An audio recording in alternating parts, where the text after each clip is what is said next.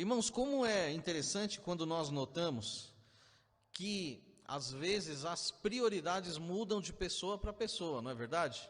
Às vezes você vê uma pessoa empenhada, com um jovem, por exemplo, ele está empenhado nos seus estudos.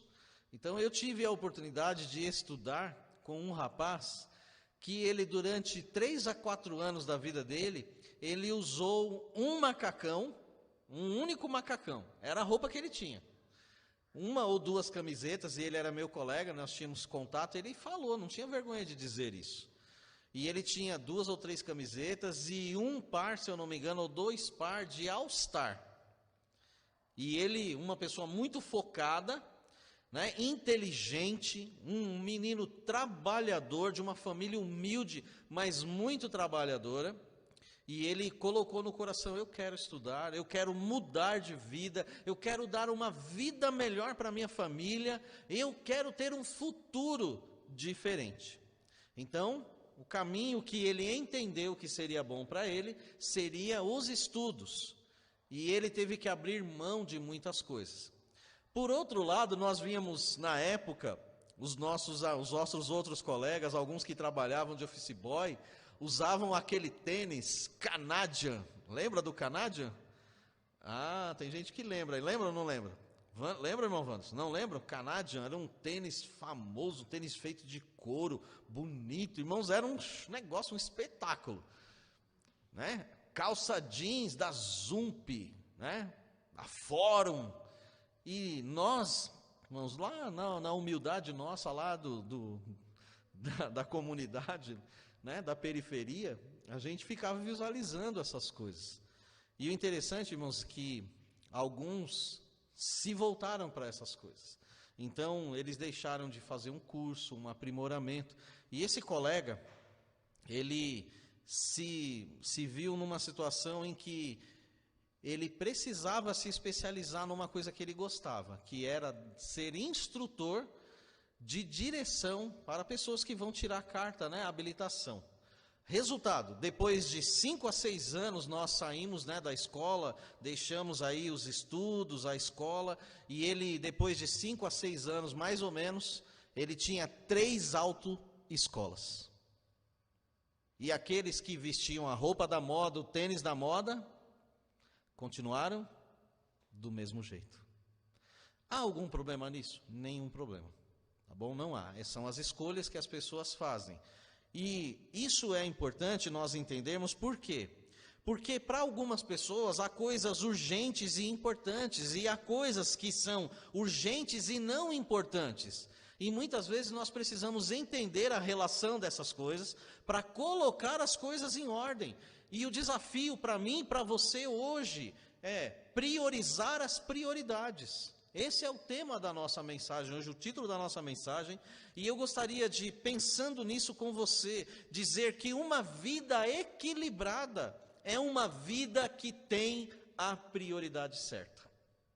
A vida equilibrada é a vida que tem a prioridade certa. Qual é a prioridade da sua vida agora? Entendi. Boa sua resposta. Posso ver nos seus olhos a sua resposta. Qual é a prioridade? Qual é a prioridade da sua vida, você que está aí nos assistindo? O que você está priorizando agora? Irmãos, entre tantas prioridades, eu posso pensar em 3 e eu quero falar de uma delas hoje. Hoje eu vou falar de uma. Nós poderíamos pensar que, em segundo lugar, a família é importante. Nós poderíamos pensar nisso. E em terceiro lugar, nós poderíamos pensar que a igreja é importante. E se a família é importante, que é uma instituição divina, e a igreja é importante, que é uma instituição divina, então nada pode superar como prioridade na minha e na sua vida Deus. Deus tem que ser a nossa prioridade. E eu quero pensar com você no Salmo 27, no versículo 1 a 8, sobre isso. E eu quero ler o versículo 1 a 3, para que nós possamos pensar nisso. Salmo 27, versículo 1 a 3. Vocês dão licença um pouquinho, mas eu vou pegar minha água que ficou aqui na cadeira.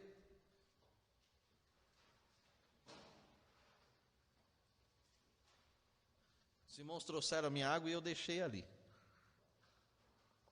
Por amor, respeito e reverência, se você pudesse colocar de pé. Salmo 27, verso 1, 2 e 3. Eu vou perguntar e você vai responder, tá bom? Na leitura. O Senhor é? E a minha? A quem temerei? Isso. O Senhor é a?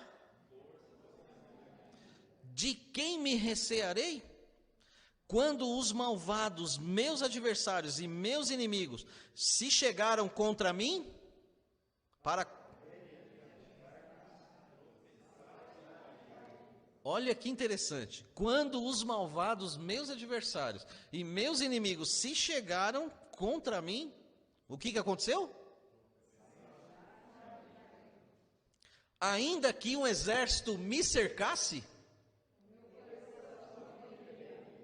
ainda que a guerra se levantasse, ou em outra tradução, estourasse contra mim, nisto confiaria. No que o salmista diz, nisto confiaria?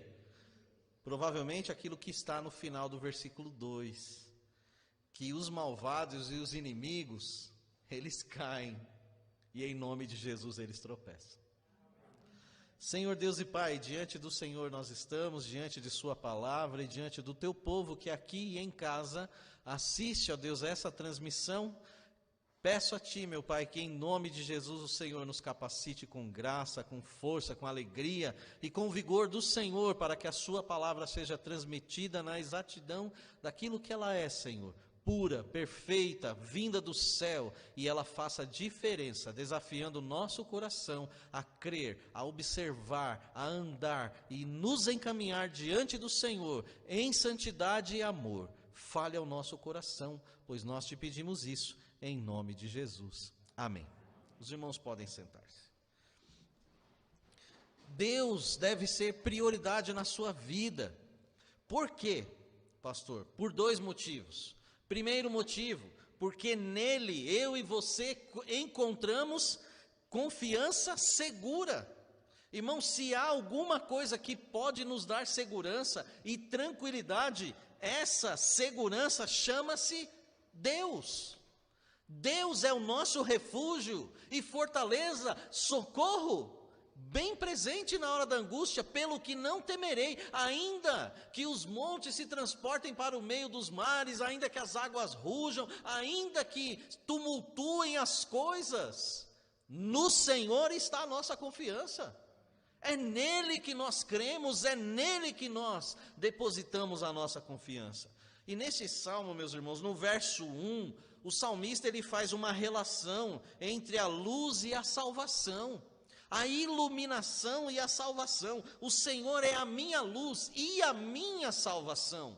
O Senhor é aquele que trouxe luz para a nossa vida, é aquele que nos iluminou as trevas do nosso coração. O Senhor é aquele que, como nosso Deus, como prioridade da nossa vida, Ele traz iluminação abençoadora para que nós possamos caminhar. E nós encontramos essa iluminação também através do quê? Da palavra do Senhor. Lâmpada é a tua palavra e luz para o quê? Você quer ter um caminho iluminado? Você quer ter um caminho abençoado? Então coloque a palavra de Deus no seu coração. Creia no Senhor, sirva a Ele com amor e com fidelidade. Irmãos, essa relação abençoadora de iluminação, de luz, de salvação, traz para o salmista uma certeza. Qual é a certeza? A quem temerei? Do que eu vou ter medo? Se Deus é a luz da minha vida e se Ele é a minha salvação. As trevas, irmãos, estão ao nosso redor, mas as trevas não estão dentro de nós, porque dentro de nós habita a luz do céu. Deixa a luz do céu entrar, é um hino de apelo. Deixa a luz do céu entrar, abre bem a porta do teu coração, deixa a luz do céu entrar. Você já deixou a luz do céu entrar? Irmão, se você já deixou, você tem luz. Interessante o tema das irmãs ontem, como a irmã Márcia abordou o tema, né? Irmãos, não existe, irmãos, nós, os cristãos, perdidos no mundo, não existe isso. Para nós temos uma direção. Falamos, gostamos de falar, olhando para Cristo, mas na hora de olhar para Cristo, a gente está... Não, nós não estamos perdidos. Nós temos luz na nossa vida, nós temos direção, temos amor, temos calor no nosso coração, e nós sabemos o que fazer, porque nós sabemos para onde nós vamos. O que o salmista vai ter medo? Não tenho medo, porque eu sei que o meu Redentor vive, e que por fim ele se levantará sobre a terra, os meus olhos o verão, um dia nós estaremos no céu, e estaremos com o nosso Deus para todo sempre, porque nosso coração foi iluminado. Irmãos, que bênção, irmãos, viver sob a esperança que Jó vivia, que bênção, um coração iluminado, é um coração que não tem medo, um coração que não vive a partir do medo. Deus confere clareza, meus irmãos, ordem e compreensão. As trevas é uma coisa caótica, e essas trevas simbolizam o estado do homem em pecado, o homem sem Deus, sem visão, sem direção. Mas o salmista diz: o Senhor é, e Ele é a minha luz, Ele é a minha salvação. Irmãos, que bênção pensar assim, que bênção poder ver isso. E me chama a atenção o duplo Senhor. O Senhor é a minha luz e a minha salvação, o Senhor é a força da minha vida, o duplo Senhor. Isso torna o Salmo, no versículo 1 e 2, o versículo 1, perdão, torna o Salmo um salmo muito pessoal. O Senhor é o meu e nada. Olha, irmão Helder, o povo está afiado, hein, irmão? O Senhor é o meu pastor, o Senhor é o teu pastor, Ele é um pastor pessoal. E você pode dizer, irmãos, pegar o pronome possessivo e dizer: é meu, o Senhor é meu. E isso não quer dizer que você está ali com ciúme, porque o Senhor é meu, o Senhor é seu, o Senhor é dele, o Senhor é dela, o Senhor é do japonês, é do africano, o Senhor é de todos, o Senhor é meu. Nós podemos falar: o Senhor é o meu pastor, o Senhor é a minha luz e a minha salvação. Irmãos, esse duplo Senhor também tem aqui o duplo quem, né? O duplo quem, a quem temerei? De quem me recearei? De quem você vai ter medo? De quem você vai recear? Isso significa destemor. E aqui eu quero extrair um pensamento, e saia daqui hoje com esse pensamento. Você é um herói, e a fonte secreta da sua coragem é Deus. Amém? Você é um herói, e a fonte secreta da sua coragem é Deus. O versículo 2, ele nos fala do caráter dos malfeitores, né? Malfeitores descreve as intenções erradas, as intenções cruéis talvez. E engraçado assim, eu analisando o Salmo, eu me preocupo às vezes olhando a língua portuguesa. Para nós do português eu não consigo, porque eu não tenho condições disso ainda hoje. Eu espero um dia, em nome de Jesus, ter possibilidade de ler o texto original no hebraico, mas o que eu vejo no português é: quando os malvados, o plural, eu analiso aqui, vejo o plural, os malvados. O salmista qualifica como pessoas más, de intenções ruins, meus adversários. Adversário, aquele que se coloca contra, e também no plural, e meus inimigos. E sendo inimigo, irmãos, inimigo é aquele que vai querer tirar a tua vida, né? Lembro de um caso de um colega de trabalho meu. Ele era judeu, a família dele judia, né? A irmã dele mora em Jerusalém, e ele dizendo para nós que lá na faixa de Gaza, o pai, que é do outro lado, ele ensina para o filho com um fuzil AR-15 na mão, ou qualquer outra arma, e fala: quando você olhar para o outro lado lá do muro, do outro lado tem quem? Tem judeu. Então quando você olhar para aquele povo lá, você atira na cabeça. Não vai atirar em outro lugar a não ser na cabeça. Quando os malvados, meus inimigos, meus adversários, se chegaram contra mim, irmãos, o poder, a crueldade de destruir. Inimigo, irmãos, não vem para fazer, né, média com a gente. O inimigo quer fazer churrasquinho da tua vida, né? Quer assar você bem assadinho. Se ele gosta de você bem assado, vai assar você. Eu gosto de churrasco mal passado, né? Então tem inimigo que, mano, nem passa muito não, passa ali, já devora você mesmo ali, mal passado mesmo, né? Quando os meus adversários e meus inimigos se levantaram contra mim, sabe o que aconteceu? Misteriosamente, a Bíblia não fala como aqui, mas eles tropeçaram e eles caíram. Irmãos, aqui me lembra muito as histórias do Antigo Testamento sobre Davi, sobre Josué, sobre diversos homens de Deus que tiveram Deus indo à frente de suas batalhas, Deus indo à frente e vai. Eu fico maravilhado com algumas passagens da Bíblia em que o povo nem tira a espada da bainha e Deus mata 185 mil homens. Irmãos, que coisa! Com 300 homens um exército é derrotado. Sabe por quê? Porque quando Deus é prioridade na tua vida, os teus inimigos cairão. Eles cairão. E você fica pensando, mas como? Como que as coisas, irmãos, as portas se abrem? Priorize Deus e você vai ver as coisas boas acontecerem. O versículo 3 que também nós lemos, ele fala sobre a paz do cristão. E essa paz, ela é mostrada e vivida também através de uma provisão calma dentro da dificuldade. 1000 cairão ao teu lado e 10.000 à tua direita, mas tu não serás atingido. Irmãos, Salmo 91:7 fala isso para nós. Promessa para a nação de Israel, obviamente, mas, irmãos, quantas pessoas têm tombado de um lado, quantas pessoas têm tombado de outro, e você está aí permanecendo. Porque nós temos uma coisa, irmãos, que esse Salmo 27, versículo 3 fala: ainda que um exército me cercasse, eu conseguiria dormir à noite. Imagina, irmãos, o rei Davi, talvez, né? Ou um outro rei, o salmo é de Davi, mas imagina um outro rei, qualquer pessoa, o exército está acampado ali, um exército grande, poderoso, e você está lá. Salmo 4:8, deitei e dormi, porque o Senhor, amém? O Senhor nos sustenta, irmãos. Então o Salmo 27:3, ele dá para nós essa intenção de paz no coração, e a paz ela vem através de uma tolerância que você pode demonstrar dentro da aflição, uma tolerância confiante. Deus não vai dar uma tentação, uma prova, conforme Paulo fala para nós em Coríntios, além do que você pode suportar. Ele vai dar algo que você suporte, então aguente firme. O Senhor está ali ao teu lado, e o resultado dessa confiança segura?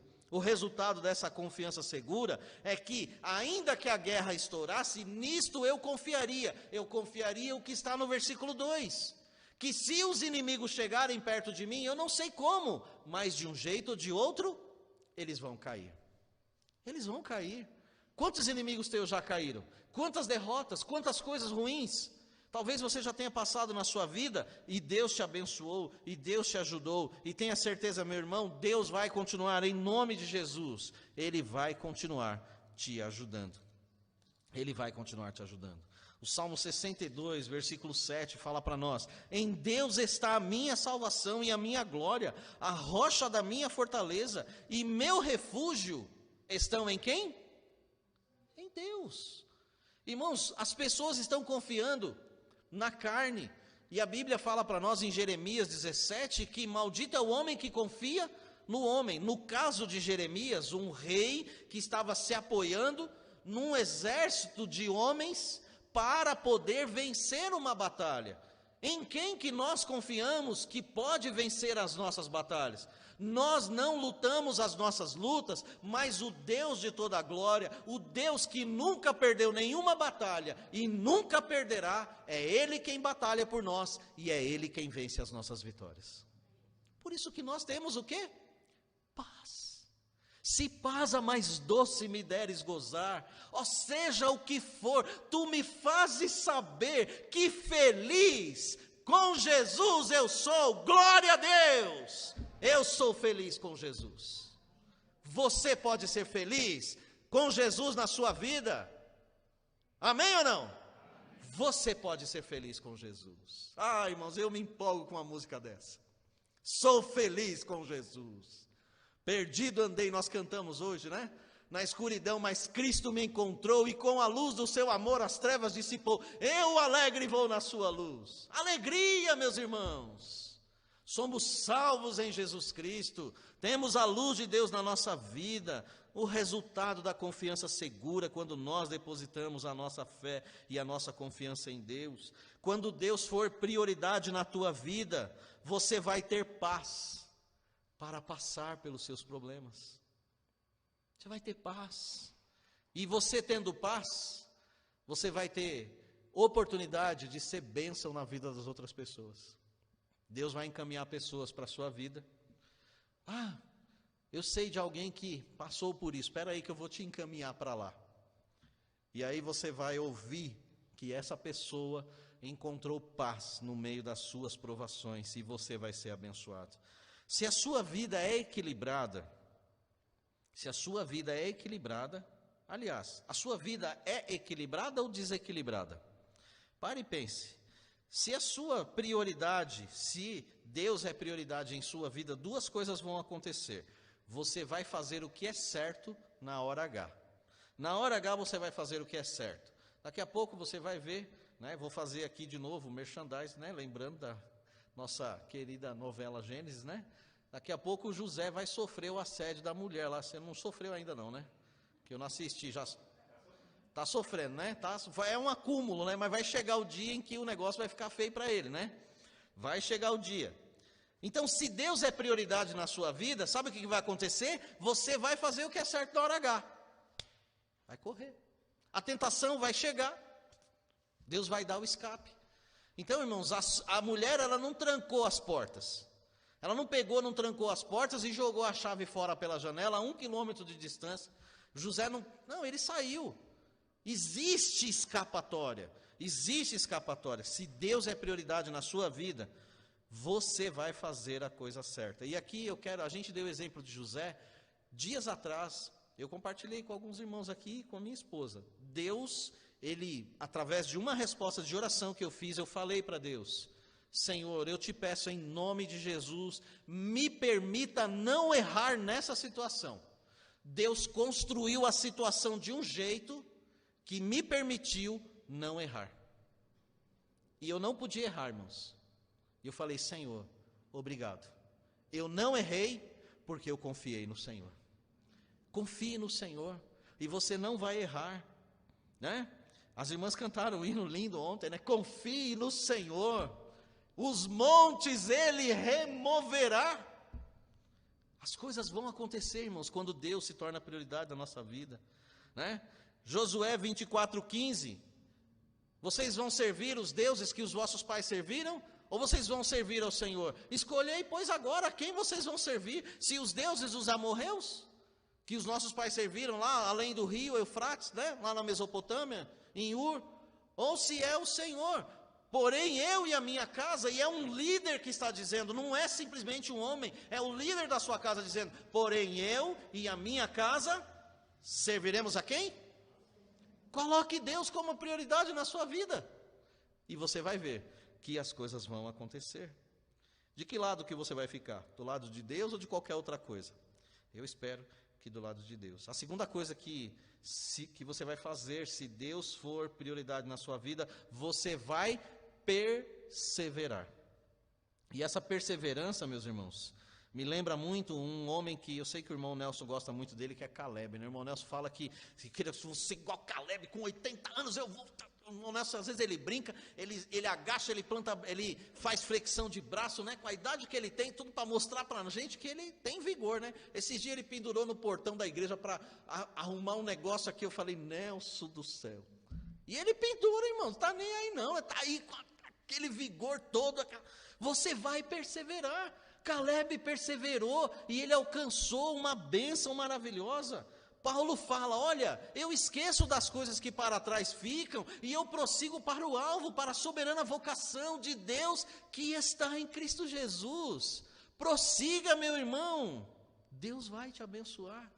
Se Deus é prioridade na tua vida e você consegue encontrar confiança segura, em Deus você também consegue encontrar uma outra coisa, a segunda coisa. Nele você vai encontrar comunhão verdadeira. O versículo 4 a 8 eu quero ler com você. Uma coisa pedi ao Senhor, e a buscarei. O que eu vou buscar?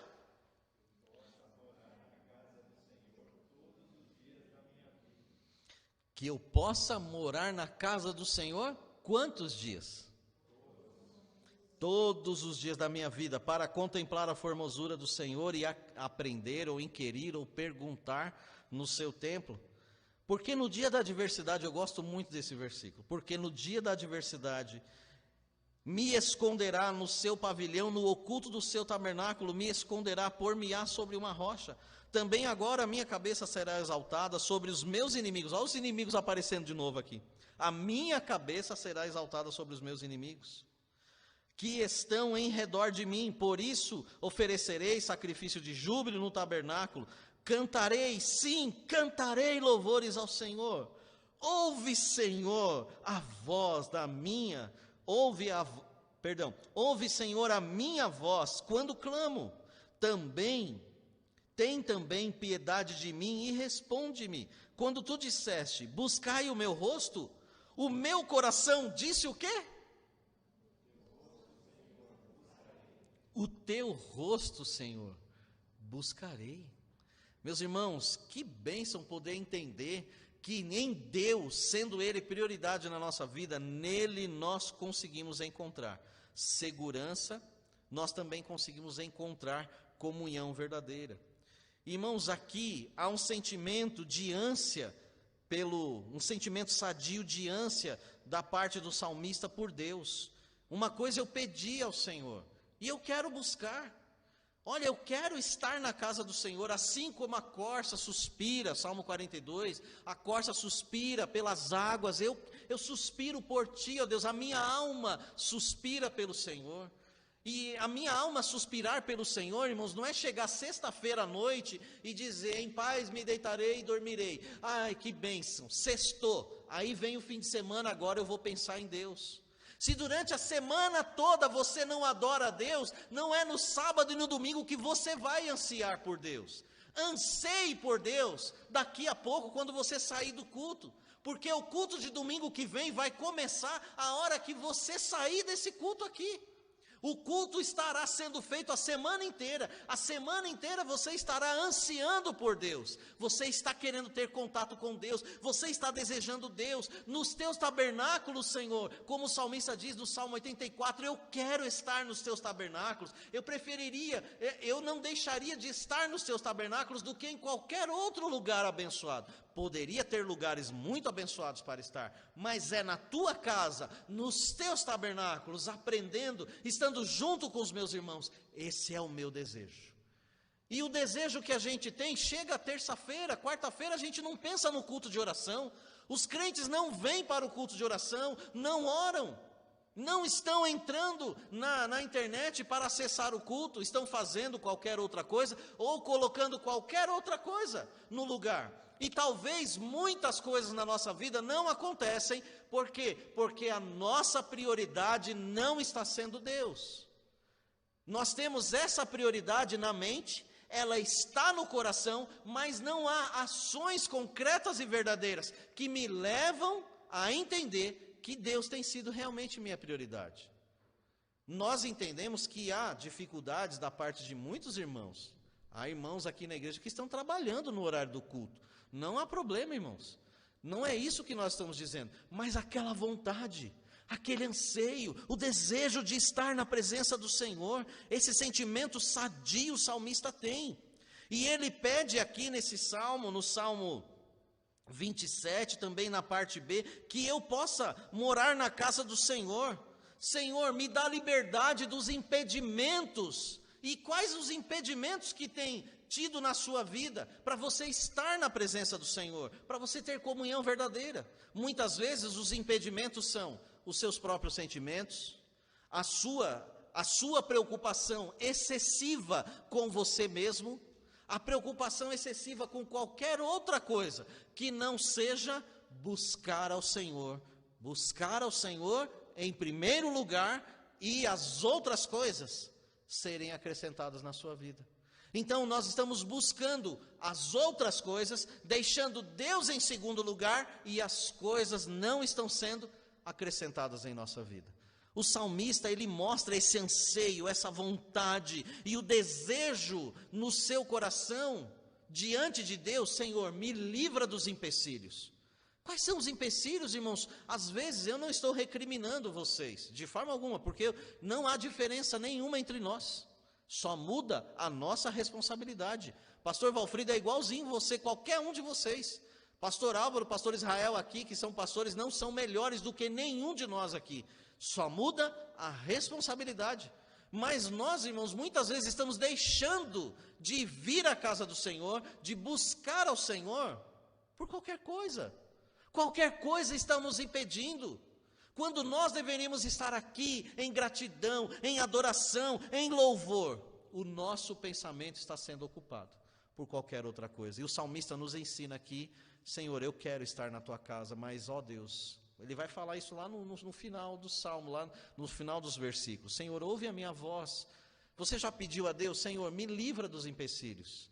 E em muitos momentos aqui na igreja, antes do culto começar, sempre eu fazia a primeira oração, às vezes quando eu dirigia o culto, na época que eu era diácono, e eu dizia: Senhor, tira o empecilho. Talvez algum irmão esteja sendo impedido de vir ao culto. O que impede um irmão de vir ao culto? Eu não sei, o trânsito. Talvez ele fez tudo certinho, mas o trânsito travou. Senhor, abre o trânsito para que o teu filho chegue. Tira a enfermidade para que o teu filho venha.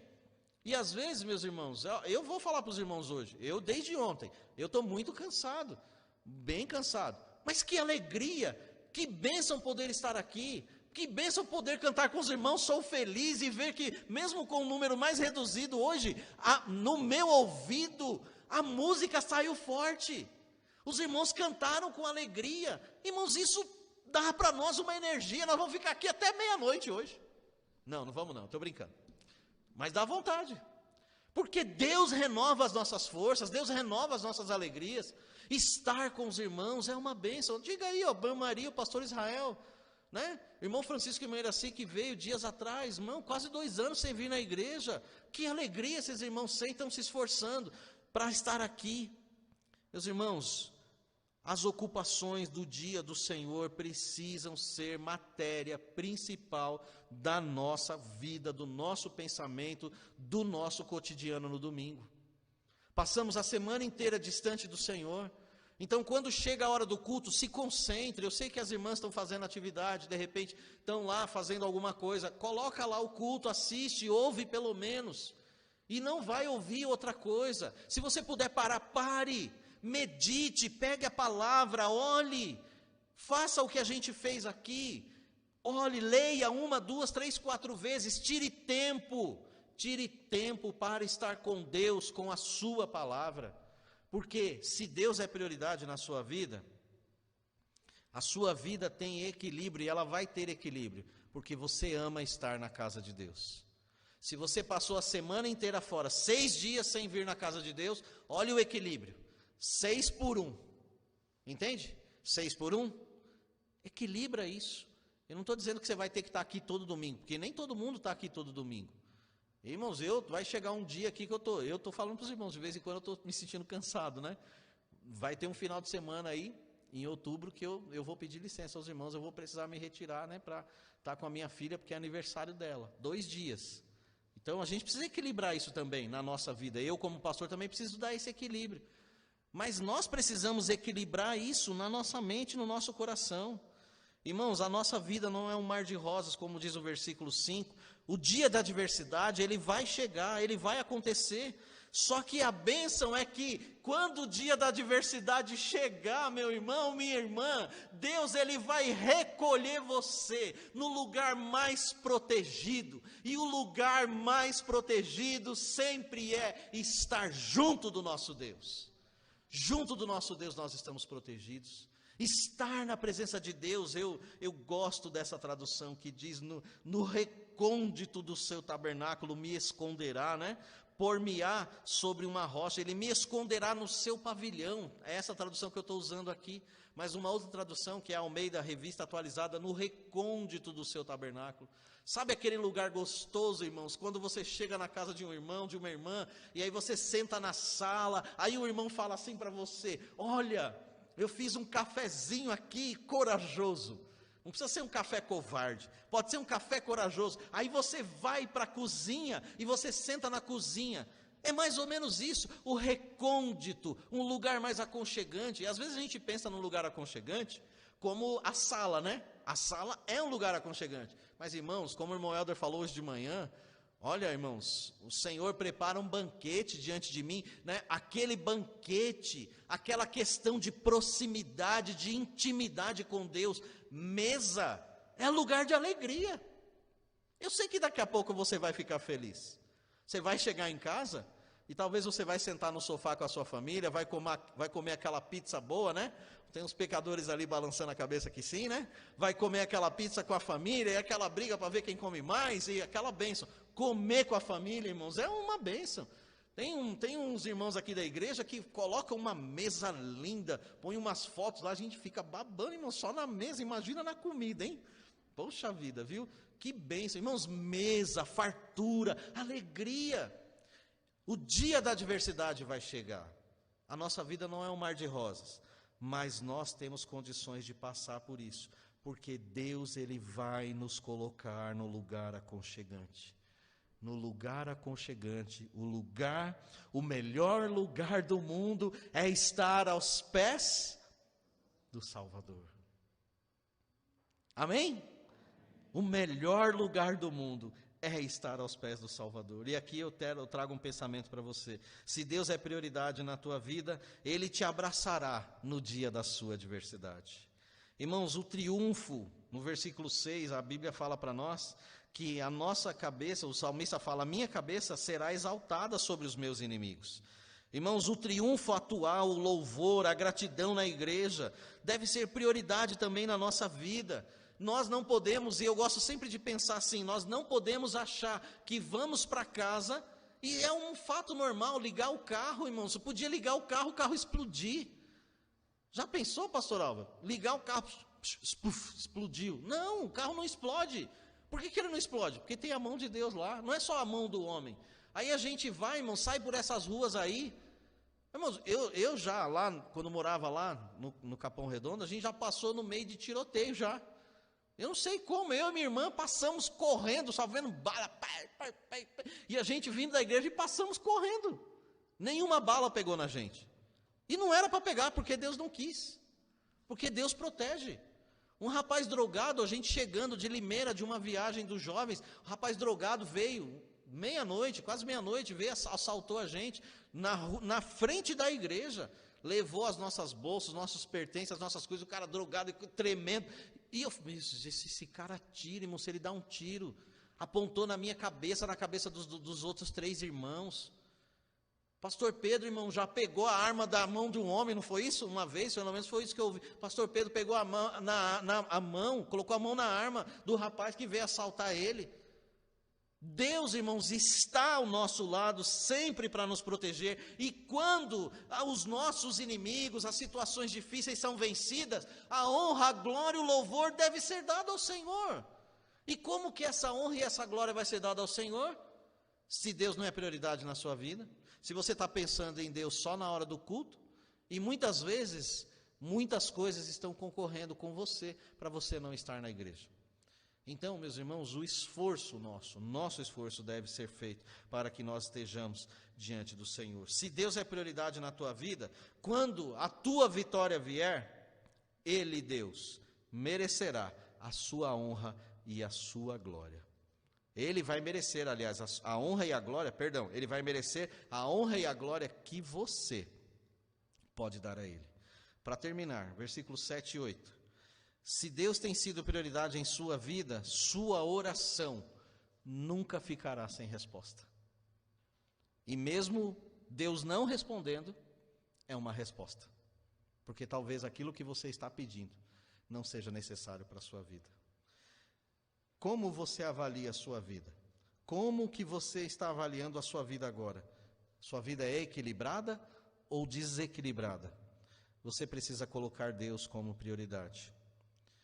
Deus tem sido prioridade na sua vida? Deus tem sido prioridade no seu casamento, nas suas finanças, no seu trabalho?